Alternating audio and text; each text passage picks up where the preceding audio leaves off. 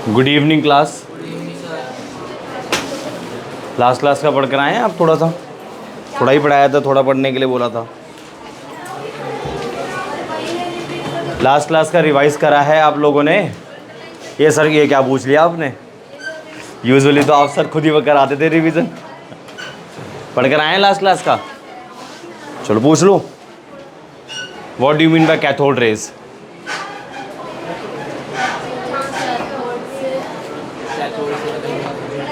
बोलो बोलो।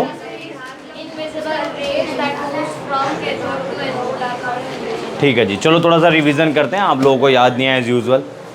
ठीक है, देखो कैथोड रेज के लिए आप लोगों ने क्या पढ़ा था? डिस्चार्ज ट्यूब ली थी, 60 सेंटीमीटर लॉन्ग डिस्चार्ज ट्यूब ली थी, जिसके अंदर 2 मेटल इलेक्ट्रोड्स फिटेड थे। एक को आपने बोला कैथोड, दूसरे को आपने बोला एनोड। ठीक है, 10⁴ वोल्ट आपने सप्लाई करी। अंदर जो गैस रखनी है उसका प्रेशर लो रखना है, 0.01 mm of Hg। High pressure करोगे तो हाई प्रेशर पे कंडक्शन नहीं होगा। बेसिकली हम कंडक्शन को ऑब्जर्व कर रहे हैं, गैस की कंडक्टिविटी को चेक कर रहे हैं बेसिकली। अगर आप ध्यान से सोचो तो अगर आप प्रेशर हाई कर दोगे तो उस केस में कंडक्शन नहीं होगा, आपका एक्सपेरिमेंट नहीं हो पाएगा। तो आप प्रेशर को क्या करोगे? लो करोगे। ठीक है, बाई चांस प्रेशर हाई हो गया तो डिस्चार्ज ट्यूब के साथ कुछ अटैच था, वैक्यूम पंप।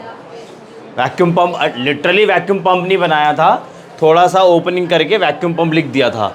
ठीक है, तो वैक्यूम पंप अटैच्ड होता है टू रिड्यूस द प्रेशर। अगर बाई चांस प्रेशर हाई है गैस का तो आप वैक्यूम पंप ऑन करो, प्रेशर आपका रिड्यूस हो जाएगा।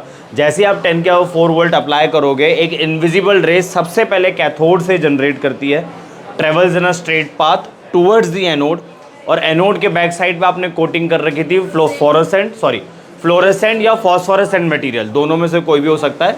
वैसे फॉस्फोरेसेंट और फ्लोरेसेंट एक अच्छा टॉपिक है फिजिकल केमिस्ट्री का।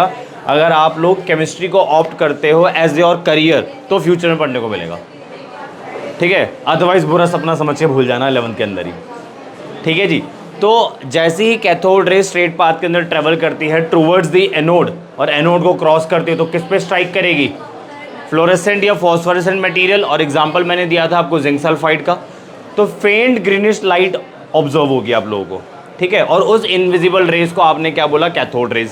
फिर हमने कुछ कैरेक्टरिस्टिक्स देखी थी, 3 कैरेक्टरिस्टिक लिखवा दी थी। एक कौन सी लिखवाई थी? व्हील वाली लिखवाई थी कि आप कैथोड रेज के पाथ में व्हील रख दो, व्हील विल स्टार्ट मूविंग। ठीक है, इससे क्या कंक्लूड करा? Cathode ray is made up of material particle, है ना। कैथोड रे के अंदर ऐसे पार्टिकल्स प्रेजेंट है जिनका कुछ ना कुछ मास होता है। ठीक है, पहला पॉइंट ये देखा था। दूसरा पॉइंट क्या देखा था आपने?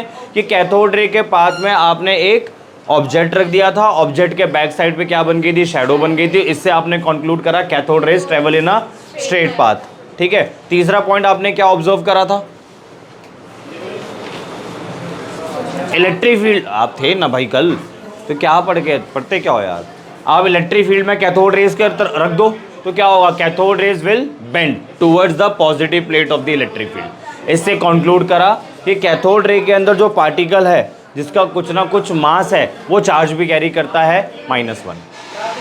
ठीक है जी, वो -1 क्यों? आपके दिमाग में क्वेश्चन भी तो आना चाहिए ना सर, -1 क्यों, -2 क्यों नहीं, -3 क्यों नहीं, है ना। -1 ही क्यों बोला? क्योंकि मैंने आपको कल ही बताया था कि कैथोड रे सबसे पहले कैथोड से जनरेट करती है, उसके बाद जो बीच में गैस प्रेजेंट होती है उससे जनरेट करती है। मैंने आपको बताया था कि जो कैथोड रेज होती है वो हाईली एनर्जेटिक रेज होती है।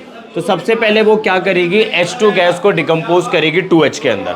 ठीक है, और फिर क्या करेगी? H को आयनाइज कर देगी किसके अंदर? H पॉजिटिव और E माइनस में। लेट से आपने हाइड्रोजन गैस को लेके ये वाला एक्सपेरिमेंट परफॉर्म करा। अब हम गैस बदल देते हैं, लेट से हीलियम गैस ले लेते हैं। तो हीलियम के शेल में कितने इलेक्ट्रॉन्स होते हैं? 2 होते हैं। तो आप 2 इलेक्ट्रॉन लूज करवाओ, हीलियम 2 + 2 इलेक्ट्रॉन। ठीक है ना, समझ आ रहा है? तो अगर आप इवेंचुअली आप यही देखो कि यहाँ इलेक्ट्रॉन प्रोड्यूस हो रहा है, यहाँ इलेक्ट्रॉन प्रोड्यूस हो रहा है। ठीक है, अगर आप इन इलेक्ट्रॉन्स को इलेक्ट्रिक फील्ड के प्रेजेंस में रख दोगे तो इलेक्ट्रॉन कहाँ पे जाएगा? Positive plate of electric field की तरफ चला जाएगा। तो ये आपके बीच में हो रहा है, सारा का सारा काम ये बीच में हो रहा है। मान लो ये डिस्चार्ज ट्यूब है, डिस्चार्ज ट्यूब की 2 प्लेट है, नेगेटिव, या आपका नेगेटिव हो गया। ठीक है, ये आपका पॉजिटिव हो गया।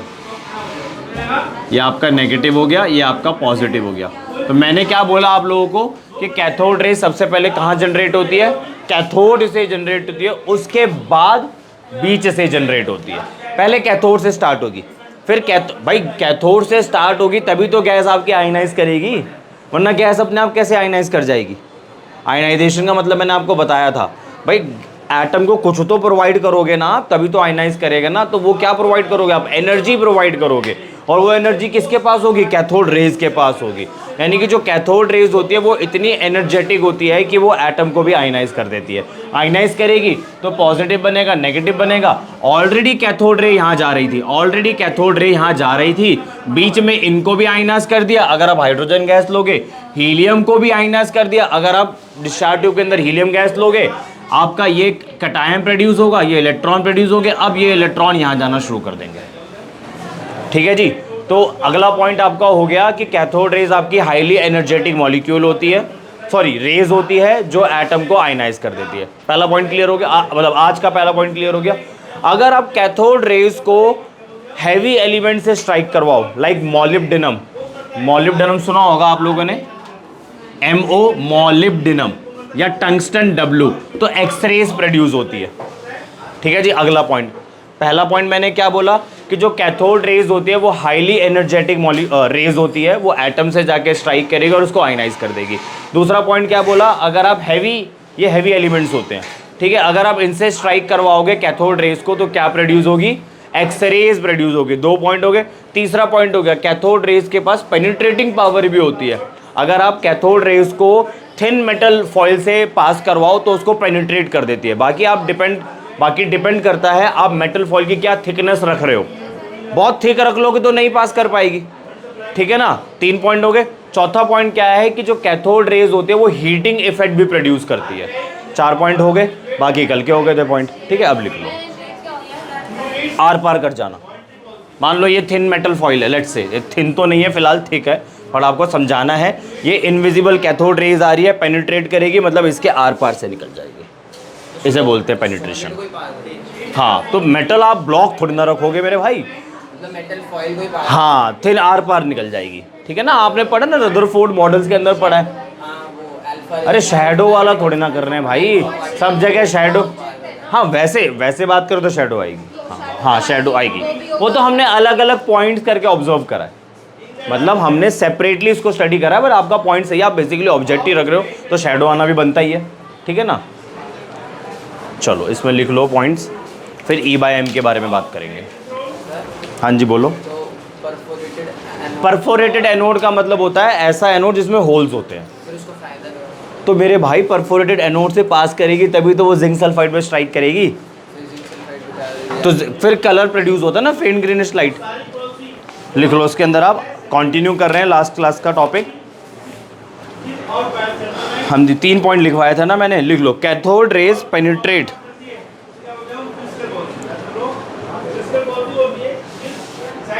Cathode rays penetrate through thin sheets of, cathode rays penetrate through thin sheets of aluminium, cathode rays penetrate through thin sheets of aluminium and other metals.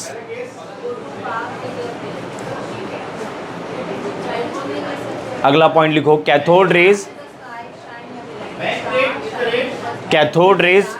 Produce X rays, cathode rays produce X rays when they strike, X rays, cathode rays produce X-rays when they strike heavy metals like molybdenum. Cathode rays produce X-rays when they strike heavy metals like molybdenum. Spelling लिख रहा हूँ, molib फिर डिनम, molybdenum, ठीक है। Tungsten W होता है आपका, ठीक है ना, टंगस्टन W हो गया। तो X rays produce, sorry, cathode rays produce X rays when they strike heavy metals like molybdenum, tungsten etcetera. आगे लिखो, कैथोड रेज एनर्जी पॉइंट है। हाँ, cathode rays are highly energetic rays, highly energetic rays, comma करके they ionise the atom easily, they ionise the atom. अगला point, cathode rays are highly energetic rays, they ionise the atom. हाँ लिख लो, they ionise the atom.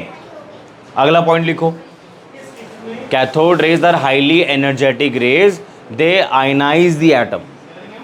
यहां पे भी तो ionization हो ही रहा है। अगला पॉइंट लिखो, cathode rays produce heating effect, cathode rays produce heating effect, cathode rays produce heating effect. Next line लिखो, कैथोड रेज क्रिएट फ्लोरेसेंस और फॉस्फोरेसेंस,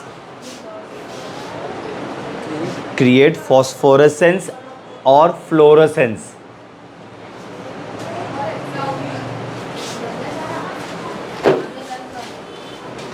फ्लोरेसेंस और फॉस्फोरेसेंस, फॉस्फोरेसेंस। आगे बढ़े,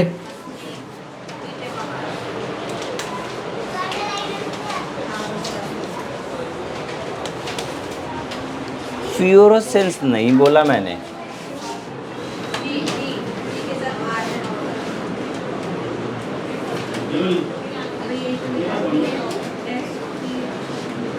पता नहीं फ्लोरेसेंस क्या लिखा हुआ आपने।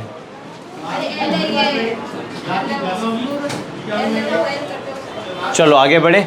अब सुनो, सबसे इंपॉर्टेंट पॉइंट जो है ई बाय एम के बारे में बात करनी है हमें, ठीक है। ई बाय एम के बारे में बात करनी है। E by M is basically charge, E stand for charge, M stand for mass. तो फिलहाल अभी हम कैथोड रेज के बारे में बात कर रहे हैं, और इतना मुझे पता लग चुका है कि जो कैथोड रेज होते हैं is made up of electron. हमने स्टेप बाय स्टेप कंक्लूड करा ना। सबसे पहले तो हमने कंक्लूड करा था कि cathode rays made up of material particle, यानी कि ऐसे पार्टिकल से मिलकर बनी होती है कैथोड रेज जिसके अंदर कुछ ना कुछ उसका मास होता है। पहला पॉइंट ये करा। उसके बाद आपने कैथोड रेज को इलेक्ट्रिक फील्ड से पास कराया, जिससे हमने कंक्लूड करा cathode rays carries negative charge, यानी कि जो पार्टिकल है वो नेगेटिव चार्ज कैरी करती है, ठीक है। और क्या था, बस बाकी स्ट्रेट लाइन के एक्सपेरिमेंट थे, शैडोज के एक्सपेरिमेंट थे, पेनिट्रेटिंग इफेक्ट था, आयनाइजेशन था, फ्लोरेसेंस एंड फॉस्फोरेसेंस था। अब हमें ई बाय एम की वैल्यू देखनी है। अब आप मुझे बताओ, इधर से ही देख के बता दो, अगर कैथोड रेज के अंदर जो गैस प्रेजेंट होती है उस गैस को बदल दूं तो कैथोड रेज जिन पार्टिकल से मिलकर बनी है क्या वो पार्टिकल बदल जाएंगे? अब देखो ना, हाइड्रोजन गैस, मैंने आपको मेन पॉइंट बता दिया। कैथोड रेज कहाँ से जनरेट होती है? पहले कैथोड से जनरेट होती है, उसके बाद बीच में गैस प्रेजेंट होती है, उस गैस को आयनाइज करती है, फिर बीच में से जनरेट होती है। और कैथोड रे बेसिकली इलेक्ट्रॉन से बना है, तो सबसे पहले यहाँ से जनरेट हुई, फिर इसने इसको आयनाइज करा, इलेक्ट्रॉन प्रोड्यूस हुए, और ये यहाँ जाना मूव करना शुरू कर गए। एक इलेक्ट्रॉन तो नहीं मूव करेगा ना भाई। अगर आपने मोल कॉन्सेप्ट पढ़ लिया है, और मोल कॉन्सेप्ट के अंदर आप लोगों ने सीखा है 1 mole is equal to 6.022 into 10 की पावर 23। तो अगर आप 1 मोल भी छोड़ो, आप 0.1 भी ले लोगे ना, 0.1 मोल ऑफ H2 गैस, तो आपके पास 6.022 इंटू 10 की पावर 23 इंटू 0.1 H2 मॉलिक्यूल होंगे। अगर आप थोड़ा सा भी हाइड्रोजन गैस लोगे, आपके पास कम से कम इतने मॉलिक्यूल्स तो फिर भी होंगे ही। और हमें तो एटम से काम करना है, यानी कि इसका डबल। जब H2 को आप तोड़ोगे तो 2 हाइड्रोजन एटम आएंगे और सारे के सारे आयनाइज करेंगे, तो बहुत सारे इलेक्ट्रॉन्स निकलेंगे, सारे के सारे इलेक्ट्रॉन्स एनोड की तरफ जाएंगे, ठीक है ना। तो जब आप हीलियम लोगे तो भी तो इलेक्ट्रॉन ही निकलेंगे, तो भी तो इलेक्ट्रॉन एनोड की तरफ ही जाएंगे। तो एटम को बदलने की वजह से क्या चार्ज ऑफ इलेक्ट्रॉन में कोई चेंज आ रहा है? क्या मास ऑफ इलेक्ट्रॉन में कोई चेंज आ रहा है? तो E बाय एम की वैल्यू में कोई चेंज आएगा? कांस्टेंट रहेगा, ठीक है ना। आप डिस्चार्ज ट्यूब के अंदर कोई सी भी गैस डाल दो, कैथोड रे एक्सपेरिमेंट परफॉर्म कर दो, E बाय एम की वैल्यू में कोई चेंज नहीं आना। E by M is basically charge to mass ratio, ठीक है। कॉन्सेप्ट क्लियर हो गया? लिखो, the ratio of charge to mass, the ratio of charge to mass which is known as the ratio of charge to mass which is known as specific charge, which is known as specific charge is same, the ratio of charge to mass which is known as specific charge, bracket में लिख लो E by M, bracket में लिख लो E by M, is same for all cathode rays, is same for all cathode rays, irrespective of the gas, is same for all cathode rays irrespective of the gas used in the tube, irrespective of the gas used in the tube. ठीक है जी, ये done. Used in the tube मतलब tube के अंदर आप कोई सी भी gas रख लो. मैंने तो फिलहाल आपके सामने दो केसेस रखे हैं. आप कोई सी भी गैस रखो, पहले कैथोड रेस कैथोड से जनरेट होगी, फिर बीच में जो गैस प्रेजेंट होगी उसको आयनाइज करेगी, फिर उसमें से जो इलेक्ट्रॉन होंगे वो एनोड की तरफ ट्रेवल करना शुरू करेंगे. यानी कि कैथोड रेस इवेंचुअली पहले कैथोड से फिर बीच में से जनरेट होती है. और cathode rays made up of electron. तो आप हीलियम ले लो, हाइड्रोजन ले लो, कोई दूसरी गैस ले लो, नियॉन ले लो, इलेक्ट्रॉन का मास और इलेक्ट्रॉन का चार्ज तो नहीं बदलने वाला है ना. तो E बाय एम की वैल्यू भी नहीं बदलेगी. लिख लो E बाय एम की वैल्यू 1.76 इंटू 10 की पावर 11.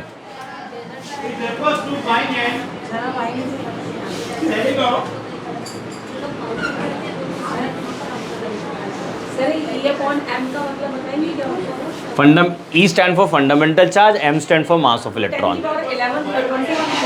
नहीं मैम, एक्चुअली इनके वैल्यूज होती है ना, वैल्यूज पुट करके डिवाइड करते तो ये नंबर आएगा. This is a mathematical calculation, we can not change that calculation. हाँ जी, नहीं यू कैन डू एनीथिंग. किधर इधर मैम मैंने कैलकुलेशन करी नहीं अभी. ये 0.1 है क्योंकि हाइड्रोजन के पास एक इलेक्ट्रॉन होता है, दूसरे हाइड्रोजन के पास भी एक इलेक्ट्रॉन होता है, वो डुप्लेट ही कंप्लीट कर सकता है. इधर लिख लो आप. हाँ जी मैम, मैथ्स के अंदर ABCD डालनी. मैथ्स में ABCD है कहाँ?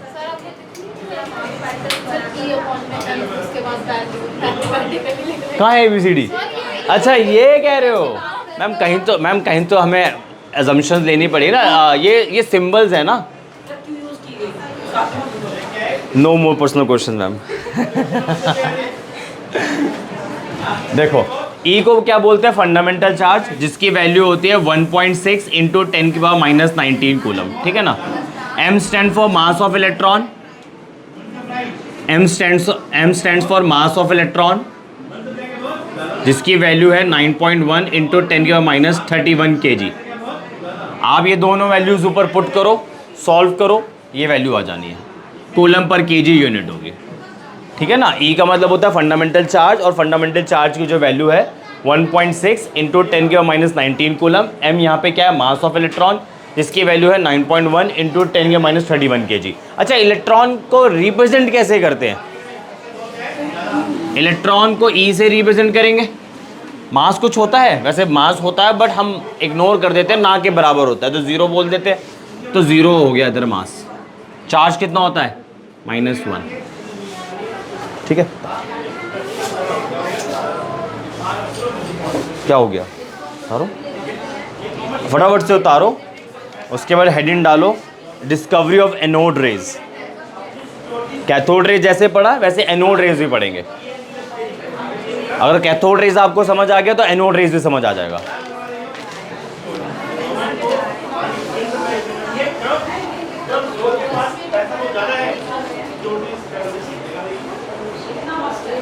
मैडम यूनिट लिखो यहाँ पे, कूलम पर kg. कौन सी का? चार्ज की यूनिट हो गया कूलम, मास की यूनिट हो गया kg, कूलम पर kg.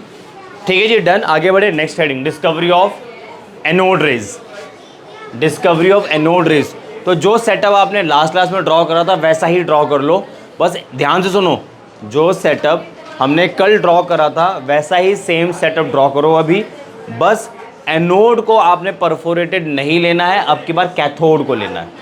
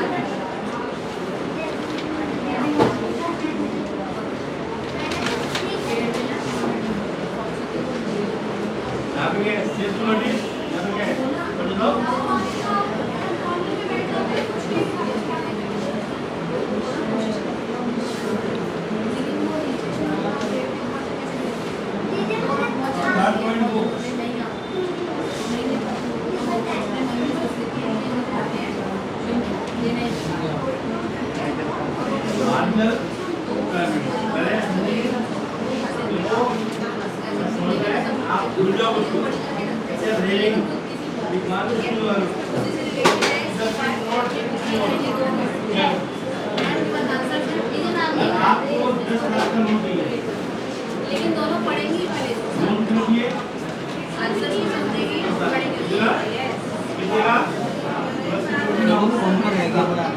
हाँ जी, हाँ बना रहा हूँ।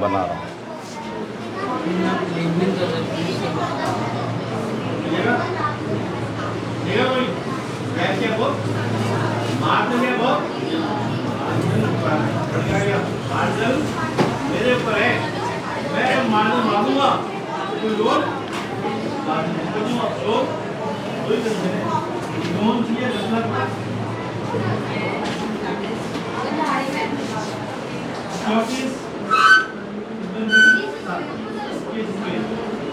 कोई भी लोन मार्जिन पेमेंट क्या बात पेमेंट क्या बात मार्जिनल पेमेंट क्या बात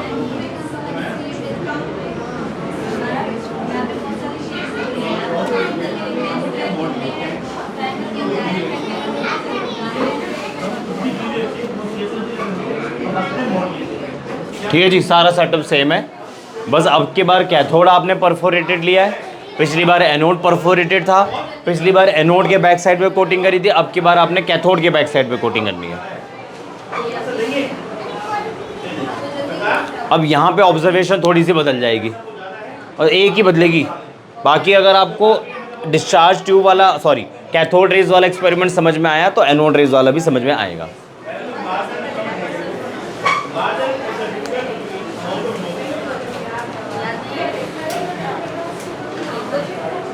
ठीक है जी, देखो जैसे ही आप वोल्टेज सप्लाई करोगे 10 के 4 वोल्ट आप सप्लाई करोगे, अब की बार जो इनविजिबल रेज है वो एनोड से जनरेट करनी है, travel through a straight path, travel in a straight line and cross करेगी किसको, कैथोड के बैक साइड पे कोटिंग कर रखी है अगेन, किसकी, या तो फ्लोरेसेंट मटेरियल की या फॉस्फोरेसेंट मटेरियल की, फिलहाल हम जिंक सल्फाइड यूज करते हैं। अब की बार वो यहाँ स्ट्राइक करेगी, पिछली बार वहाँ पे स्ट्राइक करी थी, अब की बार यहाँ पे स्ट्राइक करेगी, यहाँ पे कलर ऑब्जर्व होगा आपको। ठीक है, क्योंकि ये रेज आपकी इस होल से पास कर रही है, इसलिए इन रेज को हम लोग बोलते हैं कैनाल रेज, पहला पॉइंट। ठीक है, अगर आप फिर से वही वाला पॉइंट आ गया, रख दो ऑब्जेक्ट बीच में, फिर से 2-3 ऑब्जर्वेशन सेम निकलेगी। जो ऑब्जर्वेशन आपने कैथोड रेज के लिए पढ़ी है 2-3 ऑब्जर्वेशन यहाँ पे सेम निकलेगी। जैसे कि आप बीच में रख दो ऑब्जेक्ट, बीच में आप ऑब्जेक्ट रख दो, ऑब्जेक्ट की शैडो बैक साइड बीच में रख दो ऑब्जेक्ट की शैडो बैक साइड बन जाएगी। इससे आप कंक्लूड करोगे anode rays travel in a straight path, पहला पॉइंट। बीच में आप फिर से व्हील रख दो, फैन रख दो, तो वो मूव करना शुरू हो जाएगा, तो इससे आप कंक्लूड करोगे anode rays is made up of material particle. आप इस बारी एनोड रेज को आप पास कराओ इलेक्ट्रिक फील्ड से, ये पॉजिटिव प्लेट हो गई, ये नेगेटिव प्लेट हो गई। ठीक है, अब एनोड रेज जा रही है तो कहाँ मूव करेगी, यहाँ या यहाँ। तो इससे कंक्लूड करोगे आप कि जो एनोड रेज होती है वो किससे बनी होती है, पॉजिटिवली चार्ज पार्टिकल को। अब जरा इंपॉर्टेंट पॉइंट यहाँ पे क्या है, सुनो। सबसे पहले आप लोगों ने क्या पढ़ा था पिछले वाले एक्सपेरिमेंट के अंदर कि कैथोड रेज सबसे पहले कैथोड से जनरेट होती है, फिर बीच में से जनरेट होती है। यहाँ पे भी वही कॉन्सेप्ट है, पहले एनोड रेज एनोड से जनरेट होगी, फिर बीच में से जनरेट होगी। अब बीच में से कैसे जनरेट होगी, प्रोसेस हमारा वही है। सबसे पहले हाइड्रोजन किस में कन्वर्ट होगा, 2H के अंदर, और फिर हाइड्रोजन आयनाइज करेगा, क्या बनाएगा, H+ और E-। भाई E- कहाँ चला जाएगा, आई मीन इलेक्ट्रॉन कहाँ मूव करेगा। अरे इलेक्ट्रॉन पे क्या चार्ज है, एनोड पे क्या चार्ज होता है, पॉजिटिव, तो E- किसके पास जाएगा, एनोड के पास जाएगा ना। मुझे अभी इससे कोई लेना देना नहीं है, मुझे इससे लेना देना है। ठीक है, ये भी तो जनरेट हो रहा है, ये कहाँ जाएगा, कैथोड की तरफ जाएगा।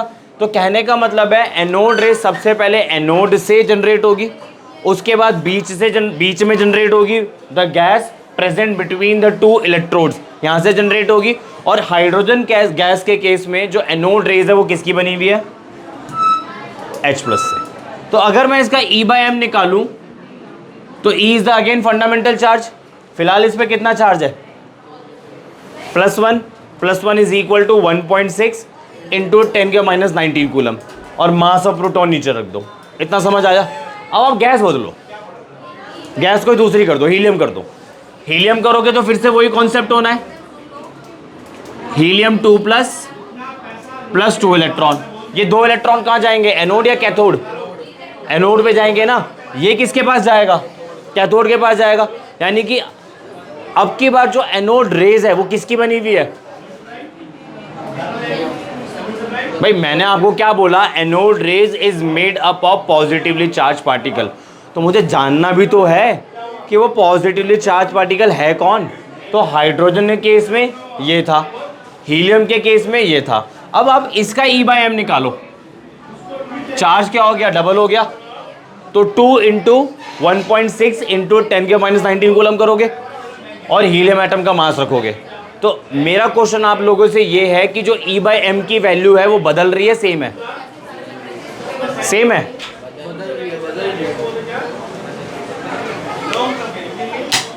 हाँ जी बोलिए, बोलिए। नहीं, क्या डाउट है? E/m की वैल्यू में कोई चेंज आएगा? सेम रहेगी? चेंज होगी? चेंज होगी तो क्यों हो रही है?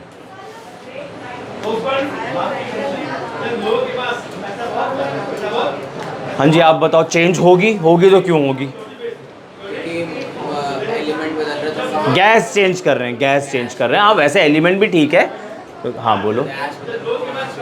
हाँ मास बदल रहा है, चार्ज भी तो बदल रहा है।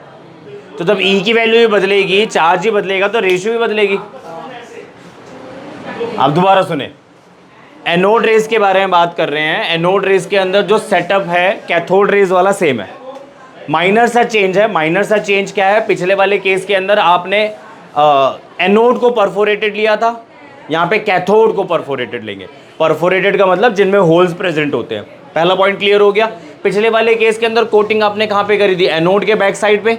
यहाँ पे कहाँ करेंगे? कैथोड के बैक साइड पे। ठीक है, बाकी सारा सेम है।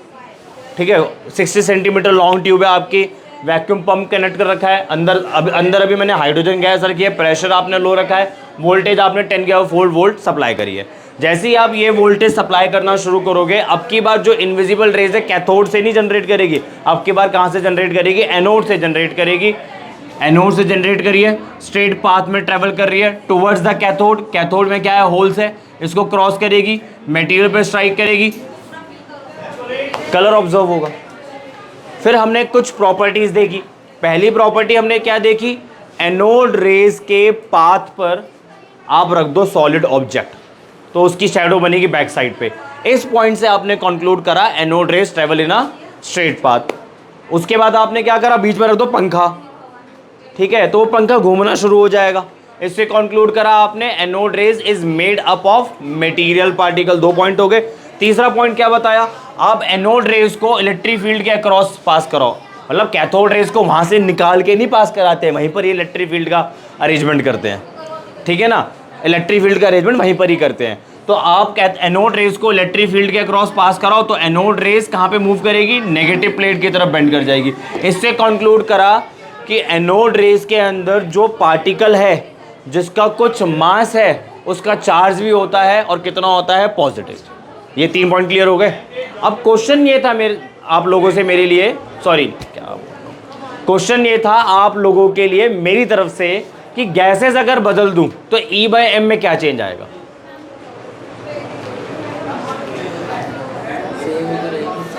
सेम। अबे यार आप लोगों को क्या हो गया? एक तो आप लोग ना बैठे हो ज़ॉम्बीज़ की तरह, ठीक है ना, लथार्जिक से बैठे हुए हो, no energy, zero energy, power level कम है आप लोगों का। क्या हो गया? पढ़ के नहीं आए क्या आप लोग? ये टॉपिक बोरिंग है, ये बोरिंग है। ये बोरिंग तो नहीं कह सकते आप इसे। हाँ जी बोलिए। हाँ चेंज होगा। कैसे चेंज होगा बताना? अरे एनोड रेज पहले एनोड से जनरेट हुई, बाद में बीच में जनरेट हुई। एनोड रे किससे मिलकर बनी है? अरे पार्टिकल क्या है, नेगेटिव है पॉजिटिव है?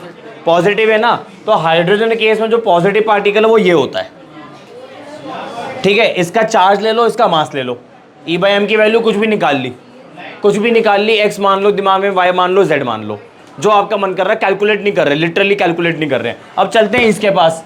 आपका मन कर रहा था, आपने हाइड्रोजन गैस हटा दी, हीलियम रख दी। वैसे तो आप लोग बहुत सवाल पूछते हो, यहाँ तुम लोग बोल ही नहीं रहे हो, ठीक है। वहाँ पे आपने हीलियम गैस रख दी। अब क्या होगा, एनोड रेस पहले एनोड से निकलेगी, हीलियम को आयनाइज कर देगी, इलेक्ट्रॉन बाहर निकलेंगे, हीलियम एटम आयन बन चुका है। अब ये किसके पास जाएगा? एनोड के पास। ये किसके पास जाएगा? कैथोड के पास, ठीक है। अब की बार जो एनोड रेज है वो किसकी बन रही है? हीलियम 2+ की बन रही है। तो हीलियम 2+ पे चार्ज कितना है? 2 × E। चार्ज चेंज हो गया, मास भी तो चेंज हुआ, तो E/m भी तो चेंज होगा। तो अब बोला हाँ तो है, ये कॉन्फिडेंस पहले कहाँ था?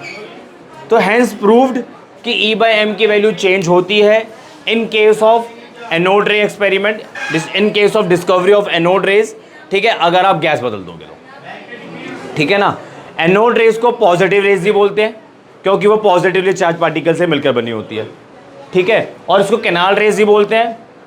ये इसलिए बोलते हैं, ये इसके लिए कैनाल है, इससे निकलती है, इसलिए इसको कैनाल रेज बोलते हैं। नहीं सच्ची में यही रीज़न है, मैंने ऐसे नहीं फेंका मैंने। Positive raise, anode raise, canal raise एक ही बात है। अब आया समझ में कुछ? चलो लिखो।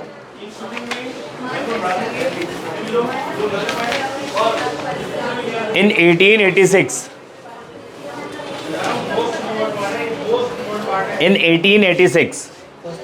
हाँ जी, पैराग्राफ है छोटा सा। In 1886 Goldstein performed the same experiment.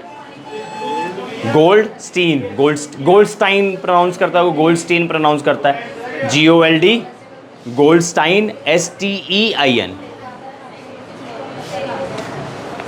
In 1886 Goldstein या Goldstein performed the same experiment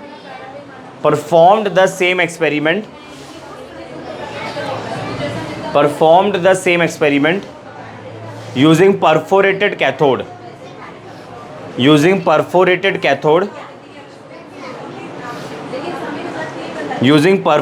cathode in bracket having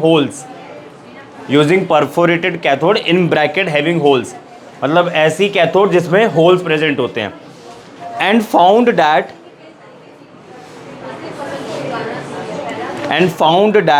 raise are not only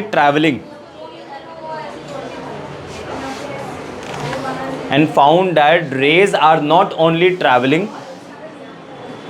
from cathode to anode, rays are not only traveling from cathode to anode but simultaneously also traveling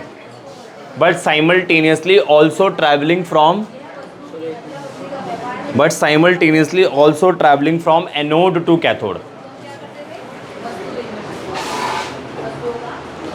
but simultaneously also traveling from anode to cathode and passes through canal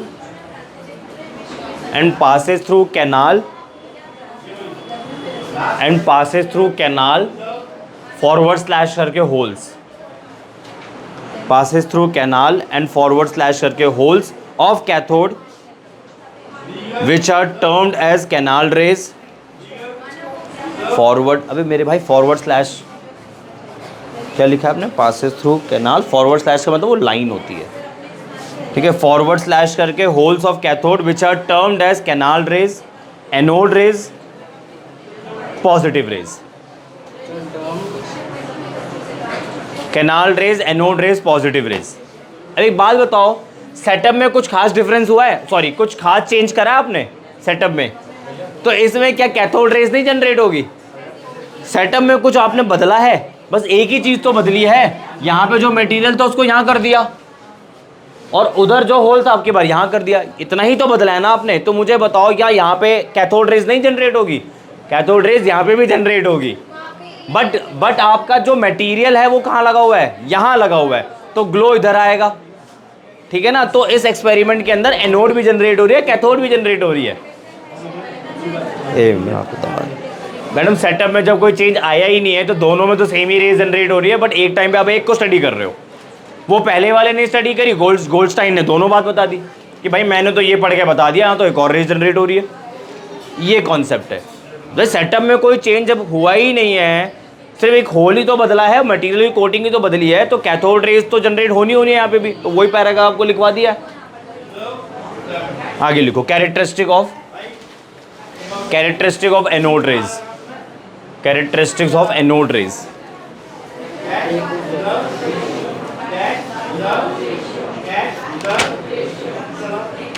लिख लो, they have same properties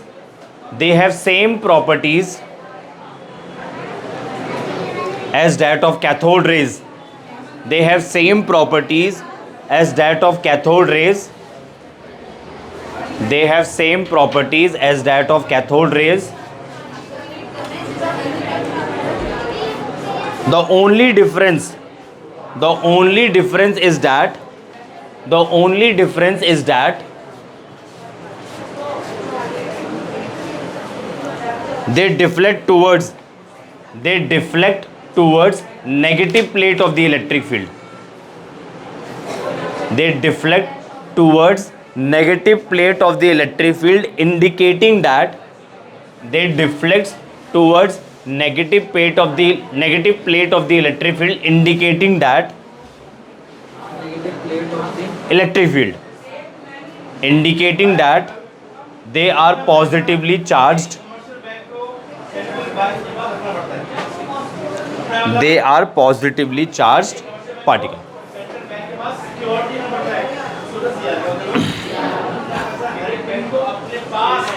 ठीक है जी।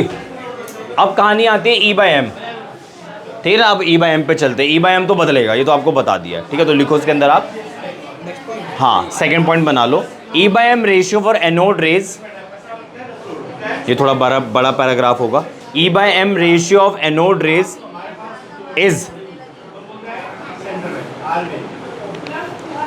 is smaller than that of cathode rays.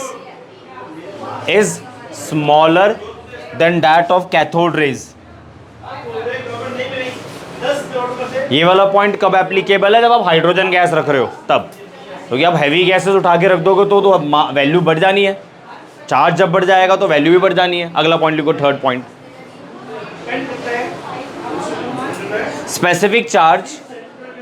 specific charge that is E by m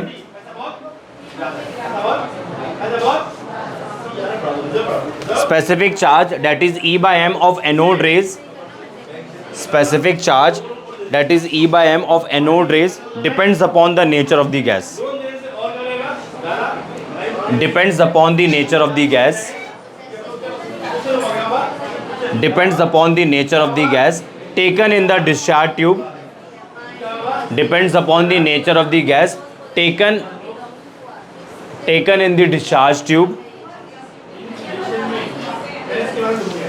which indicates that positive particle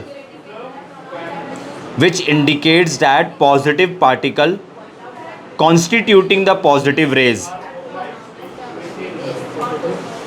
positive particle constituting the positive rays is different for different gases. Positive particle constituting the positive rays is different for different gases. Full stop करते हुए, this E by m ratio is maximum.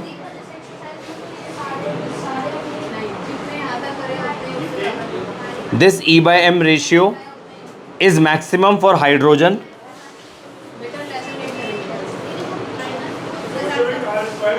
which shows that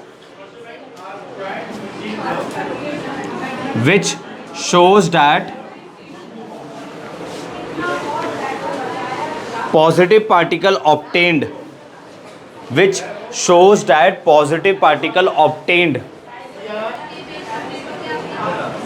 from hydrogen gas is lightest, positive particle obtained from hydrogen gas is lightest and this particle is named as proton. This E by M ratio is maximum for hydrogen, which shows that positive particle obtained from hydrogen gas is lightest and this particle is named as proton.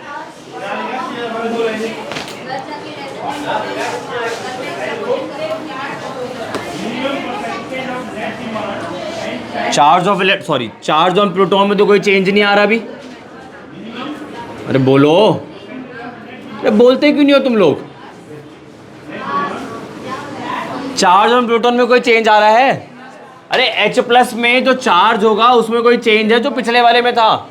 अरे पिछले वाले का charge और इस वाला charge same ही तो है अभी। 1.6 into 10⁻⁻19 coulomb. Mass of proton बताओ कितना होता है? राइट लेफ्ट क्या देख रहे हो? 1.67 इंटू 10⁻27 kg, ठीक है ना? तो हमें तो E by M की वैल्यू निकालनी है, तो E by M की वैल्यू आएगी 9.58 into 10⁻7 unit coulomb per kg, ठीक है जी? ये कॉपी करना है, ठीक है? तो दो चीज़ें निकल चुकी हैं अब तक। हम फंडामेंटल पार्टिकल्स की डिस्कवरी के बारे में बात कर रहे हैं। इलेक्ट्रॉन की डिस्कवरी हो गई, प्रोटॉन की डिस्कवरी हो गई, साइंटिस्ट को लगा बस डन। अब वो क्या करने लगे, इलेक्ट्रॉन और प्रोटॉन को ना एटम के अंदर अरेंज करना शुरू करने लग गए। इलेक्ट्रॉन की डिस्कवरी कर ली, प्रोटॉन की डिस्कवरी,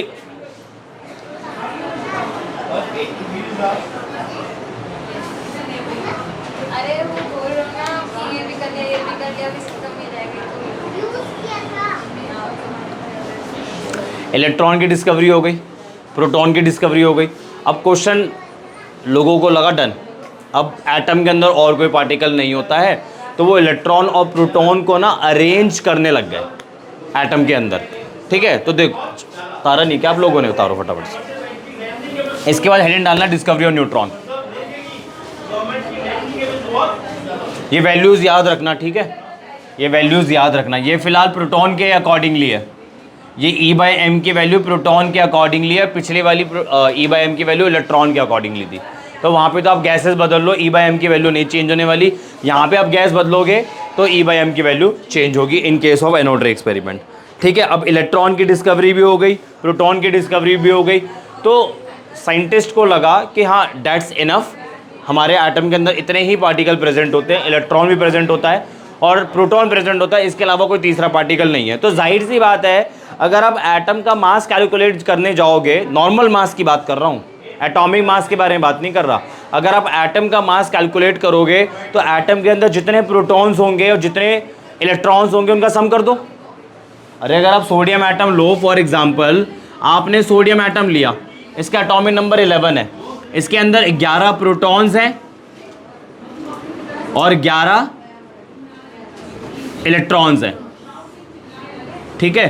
तो अगर मैं इस एटम का मास कैलकुलेट करने जाऊं तो क्या होगा, 11 प्रोटॉन्स का मास मल्टीप्लाई कर दो प्लस 11 इंटू 9.1 इंटू 10⁻31 kg, ये इसका मास आ जाना चाहिए। ये थ्योरेटिकल मास है भाई। आपको लगा कि एटम के अंदर इलेक्ट्रॉन ही होते हैं, एटम के अंदर प्रोटॉन ही होते हैं, एक इलेक्ट्रॉन का मास होता है 9.1 इंटू 10⁻31 kg, एक प्रोटॉन का मास होता है 1.67 इंटू 10⁻27 kg, तो 11 प्रोटॉन का कितना होगा, इतना होगा, 11 इलेक्ट्रॉन का कितना होगा, इतना होगा, ऐड कर दो, सोडियम एटम का मास आ जाएगा। I am not talking about the atomic mass, सिर्फ मास की बात कर रहा हूँ, सिर्फ मास के बारे में बात कर रहा हूँ। बट जब एक्सपेरिमेंटली इसका मास कैलकुलेट किया गया ना तो ज़्यादा आया। तो इसका मतलब क्या था कि सोडियम एटम के अंदर या सभी एटम के अंदर एक ऐसा पार्टिकल प्रेजेंट होता है जिसका चार्ज तो कुछ नहीं होता, मास होता है। तब हमें ज़रूरत क्या पड़ी, हमें पता ही नहीं था उस वक्त, मतलब उन लोगों को पता ही नहीं था कि कोई तीसरा पार्टिकल भी एग्जिस्ट करता है। जब वो मास कैलकुलेट करने लगे ना, इसमें उनको एरर मिला, तब उन्होंने कंक्लूड करा कि एटम के अंदर इलेक्ट्रॉन प्रोटॉन के अलावा एक तीसरा पार्टिकल भी प्रेजेंट है, जिसको बोला गया न्यूट्रॉन, जिसका कोई चार्ज तो नहीं होता है बट मास होता है, इसलिए मास ज़्यादा आ रहा था। अब आपको भी पता है सोडियम का मास नंबर कितना होगा, 23 माइनस 11 दैट इज 12। इतने न्यूट्रॉन्स भाई साहब ने गायब कर दिए थे, इसलिए मास इतना गड़बड़ कर रहा था। ठीक है, अब न्यूट्रॉन की डिस्कवरी कैसे करोगे आप लोग? ये लिया आपने beryllium, hydrogen, helium, lithium, beryllium 4, mass number 9। आपने हीलियम पार्टिकल से स्ट्राइक कराया, helium particle is alpha particle से स्ट्राइक कराया, मैंने गलत बोल दिया, अल्फा पार्टिकल से स्ट्राइक कराया। Alpha particle is basically helium particle. Alpha particle का जो मास होता है, अल्फा पार्टिकल का जो चार्ज होता है, वो हीलियम पार्टिकल के बराबर होता है, हीलियम के इक्विवेलेंट होता है। तो मैंने यहाँ पे हीलियम ही लिख दिया, 2 और 4। तो हम किसकी डिस्कवरी कर रहे हैं? अरे अभी किसकी डिस्कवरी कर रहे हैं? न्यूट्रॉन की। तो न्यूट्रॉन को एन से डिनोट करते हैं। न्यूट्रॉन का चार्ज तो कुछ नहीं होता, 0, मास नंबर 1। अब सुनो, न्यूक्लियर रिएक्शंस हैं ये जो आपके सामने मैंने अभी लिख के दिखाया है, ये एक न्यूक्लियर रिएक्शन का एग्जांपल है, ये न्यूक्लियर रिएक्शन का एग्जांपल है। तो कैसे ये रिएक्शंस को सॉल्व किया जाता है? देखो, लेफ्ट हैंड साइड पे जो आपका ये नंबर ऑफ प्रोटॉन्स है, राइट हैंड साइड के बराबर होना चाहिए। तो 4 + 2 लेफ्ट हैंड साइड पे कितना आ रहा है? 6 आ रहा है, तो राइट में भी 6 आना चाहिए। तो यहाँ तो 0 है, तो यहाँ पे 6 होगा। एक पार्टिकल मिसिंग है ना, तो वही सिखा रहा हूँ, ठीक है। अब इधर आ जाओ, 9 + 4 13, तो राइट साइड में भी 13 होना चाहिए। तो यहाँ 1 आ गया, कितना बचा? 12 बचा। तो आप बताओ कौन सा एटम होता है जिसका एटॉमिक नंबर 6 होता है, मास नंबर? कार्बन। लो हो गया, ठीक है जी। दोबारा सुन लो एक बारी, इलेक्ट्रॉन की डिस्कवरी कर ली आप लोगों ने, प्रोटॉन की डिस्कवरी आप लोगों ने कर ली, तब हमें लगा कि एटम के अंदर इलेक्ट्रॉन ही होते हैं, प्रोटॉन ही होते हैं। तो जाहिर सी बात है, एक सिंपल सा लॉजिक है, एटम के अंदर जितने भी पार्टिकल्स प्रेजेंट होंगे उन सभी पार्टिकल का समी तो करोगे आप लोग एटम का मास निकालने के लिए। तो मैंने एज अ एग्जाम्पल आप लोगों के आगे सोडियम रखा था। सोडियम का एटॉमिक नंबर 11, ठीक है। तो 11 एटॉमिक नंबर होने का मतलब है इसके अंदर 11 प्रोटॉन होंगे और 11 इलेक्ट्रॉन्स होंगे। तो आपने क्या करा, 11 प्रोटॉन का मास ले लिया प्लस इलेक्ट्रॉन, 11 इलेक्ट्रॉन का मास ले लिया और दोनों को ऐड कर दिया। तो जाहिर सी बात है, लॉजिकली सोडियम एटम का मास यही आना चाहिए। तो एक होता है थ्योरेटिकल अप्रोच, एक होता है एक्सपेरिमेंटल अप्रोच। तो मास भी तो निकालो एक्सपेरिमेंटली इसका। जब आपने इसका एक्सपेरिमेंटली मास निकाला तो ज़्यादा आया, तो वहाँ से कंक्लूड किया गया कि हमसे मिस्टेक हुई है, सोडियम के अंदर एक और पार्टिकल प्रेजेंट था जो जाने अनजाने में हमसे छूट गया, और वो है न्यूट्रॉन, ठीक है। और मैंने आपको बाय कैलकुलेशन बता दिया, इसमें साइंटिस्ट ने 12 न्यूट्रॉन की गलती हो गई। ये एक मैंने एग्जांपल अपनी तरफ से पिक करा है सोडियम का, ठीक है ना, अपनी तरफ से आपको लॉजिक समझाने की कोशिश करी है। तो 12 न्यूट्रॉन की कैलकुलेशन गड़बड़ हो गई, और साइंटिस्ट ने ये भी देखा कि यार एटम पे कोई चार्ज नहीं आ रहा है, मास आ रहा है। तो इसका मतलब है जो पार्टिकल हमसे छोटा है वो न्यूट्रल पार्टिकल है। बट न्यूट्रल होने का ये मतलब नहीं है कि उसका मास नहीं है, ठीक है ना। तो उस पार्टिकल का नाम दिया गया न्यूट्रॉन। फिर न्यूट्रॉन की डिस्कवरी देखी, तो वो डिस्कवरी ऐसे देखी है, ठीक है जी। ये न्यूक्लियर रिएक्शन है। मैंने क्या करा, बेरिलियम का एटम लिया और अल्फा पार्टिकल से स्ट्राइक कराया, ठीक है। Alpha particle is basically helium particle, जो हम दोबारा से पढ़ेंगे कहाँ पे, Rutherford's model of an atom के अंदर। Alpha particle is basically a helium particle. वो अल्फा रेज नहीं होती है, alpha rays, gamma rays, beta rays. Alpha rays आपकी हीलियम पार्टिकल से बनती है, गामा रेज आपकी न्यूट्रॉन से बनती है, बीटा रेज आपकी इलेक्ट्रॉन से बनती है। रेडियो एक्टिव एलिमेंट्स नाम की कोई चीज़ होती है। रेडियो एक्टिव एलिमेंट्स ऐसे एलिमेंट्स जिनमें से स्पॉन्टेनियस एमिशंस होती है, अल्फा रेज, गामा रेज और बीटा रेज की। ऐसे एलिमेंट्स जिनमें से ये रेडिएशंस अपने आप एमिट होती है, अपने आप एमिट होती है, उन्हें हम बोलते हैं रेडियो एक्टिव एलिमेंट, और इस प्रोसेस को बोलते हैं रेडियो एक्टिविटी। फिलहाल ये समझ आ गया आपको? लिखो उसके अंदर, हाँ लिखो, हाँ जाओ लिखो, discovery of neutron, discovery of neutron लिखो। इन 1932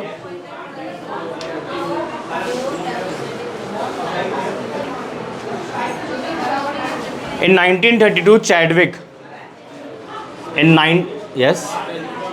CHAD और जॉन विक वाला Wick, Chadwick. John Wick movie नहीं आई अभी? अरे तुम लोग क्या देखते हो? मूवी देखे पढ़ाई करें, फिर आप बोलोगे पढ़ के नहीं आने। हाँ, Discovery of neutron in 1932, Chadwick was bombardment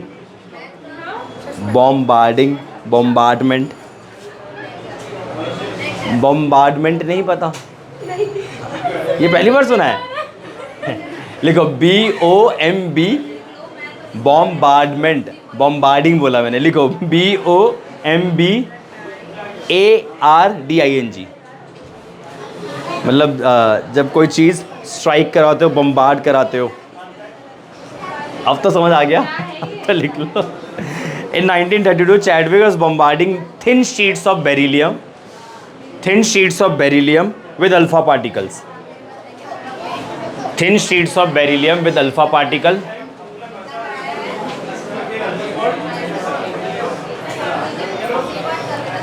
Thin sheets of beryllium with alpha particle. अब ये एग्जाम्पल उतारो, ये वाला, ये डब्बे डब्बे में बनाने लग जाना, सिर्फ ये उतारो।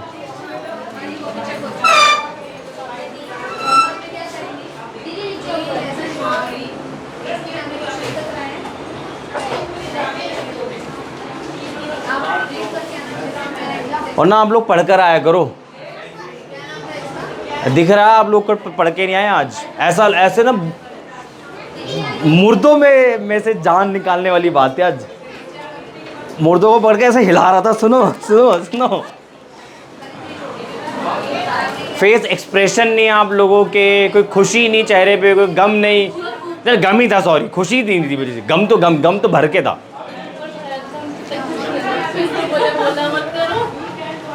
लिखो, ये रिएक्शन कॉपीड, आगे बढ़े, लिखो। And he found that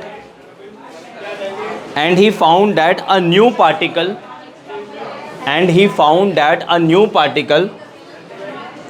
which is electrically neutral, and he found that a new particle which is electrically neutral, and he found that a new particle which is electrically neutral but having slightly greater mass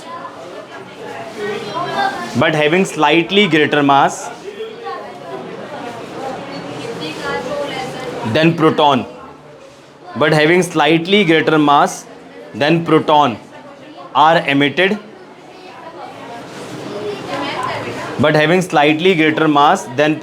are emitted, and he named this particle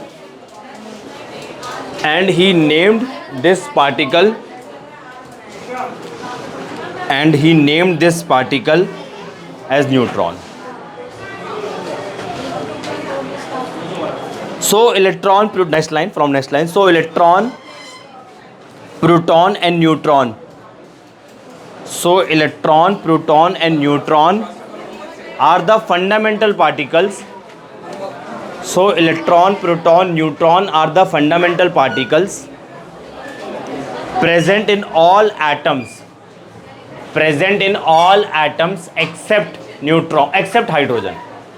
Present in all atom except hydrogen. Hydrogen को छोड़ के ये तीनों particle आपको मिलेंगे atom के अंदर। Hydrogen में न्यूट्रॉन नहीं होता है पहले वाले आइसोटोप के अंदर। हाइड्रोजन के जो आप लोगों ने 3 आइसोटोप्स पढ़े हुए हैं, H11, फिर D12, T13, इसमें न्यूट्रॉन मिलेगा, इसमें न्यूट्रॉन मिलेगा, इसमें न्यूट्रॉन नहीं मिलेगा। नहीं पढ़ा आप लोगों ने ये? अरे पढ़ा होगा आपने, बस यहाँ D की जगह H लिखा होगा, यहाँ पे भी H लिखा होगा, ऐसे पढ़ा होगा आप लोगों ने। इसको ड्यूटीरियम बोलते हैं, इसको ट्रिटियम बोलते हैं, ड्यूटीरियम। तो हैवी वाटर भी सुना होगा आप लोगों ने, ये नॉर्मल वाटर है, ठीक है ना?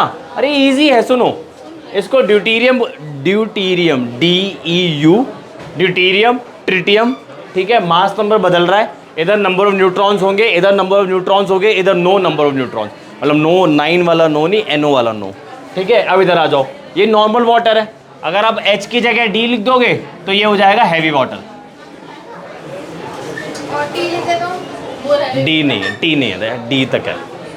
T दो भाई साहब, जो मर्जी तुम लोग परमुटेशन कॉम्बिनेशन लगा देते हो। एक बात बताओ सर, आपने इतना सारा प्रैक्टिस कराई, हाँ सब कॉन्सेंट्रेशन। एक minute. That's all for today. And for more chemistry related videos, subscribe my channel. Thank you.